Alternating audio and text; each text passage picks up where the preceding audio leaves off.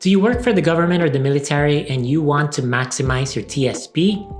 In this video, I will share you the top 3 tips that you can use to juice up your TSP. Tip number 1, don't ignore the Roth TSP option.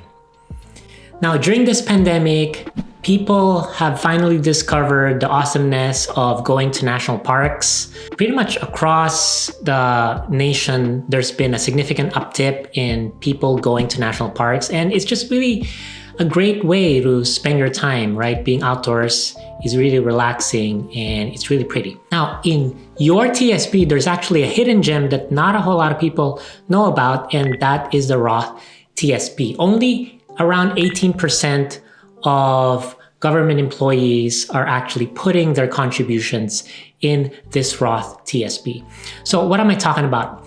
When you were first auto-enrolled or you first deliberately enrolled in your TSP, most likely you chose or you were defaulted into the traditional pre-tax option of your TSP contributions. Now, if you try to log in or fill up a form to try to change your contributions, notice that there's actually a Roth or after-tax TSP contribution portion and not just a pre-tax. And this is something that you may want to pay attention about. Why? Because any money that you contribute to your Roth TSP, that's going to grow tax-free. So for example, you put in $10,000 this year in a Roth TSP, and you manage to grow it to, let's say, $30,000 after 20 years. So you essentially made $20,000 during that time span. And if it's in a Roth TSP and you take it out during the retirement, you're not going to pay any taxes. Versus if it's in a pre-tax TSP, you'll have to pay 20 or 25% or 28% federal plus maybe state taxes on that. And so that's something that you should probably consider. Tip number 2, you can actually contribute more than 5% to your TSP.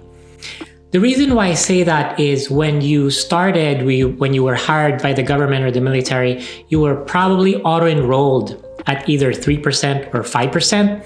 And if you left it at that, you didn't make any changes, then that's what you're currently contributing right now. You should know that you can, if you wanted to, you can contribute at least for 2021 as much as $19,500 for the entire calendar year if you wanted to. And sometimes the reason why 3 or 5% is probably one of the more popular contribution rates is 5% is the contribution rate in which you get the maximum match that's provided by the government. And if you're a member of the military and you opted into the blended retirement system, you also get that match from the government. And you might already know this, but I bring this up because sometimes you just don't know what you don't know, right? I actually realized this when one of my friends told me that she didn't realize she can contribute as much as $19,500 this year. Tip number 3, be careful of the S fund. Be careful of the S fund. So as a review, there are 5 different types of funds in your TSP. There's the G fund, which is the most conservative one. It's invested in government securities. Doesn't really go up and down, but also won't give you a lot of return. There's the F fund, next step up the ladder. It's invested mostly in government securities and high quality bonds by companies.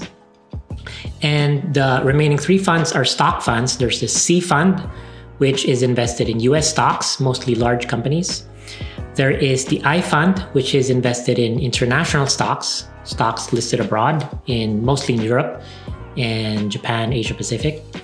And the 5th one is the S fund, which is invested in US small companies. And there's the L fund, but that's pretty much a combination of the GFCSI fund. Now, I'm personally curious. Let me know in the comment section what is your TSP allocation or your TSP strategy is.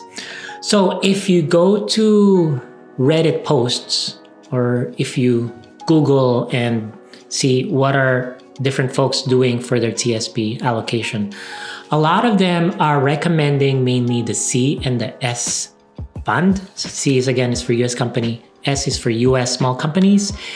And I think the primary reason for that is they have performed spectacularly over the past 10 years. So for example, in 2020, the C fund was up by around 18%. The S fund was up by around 19%.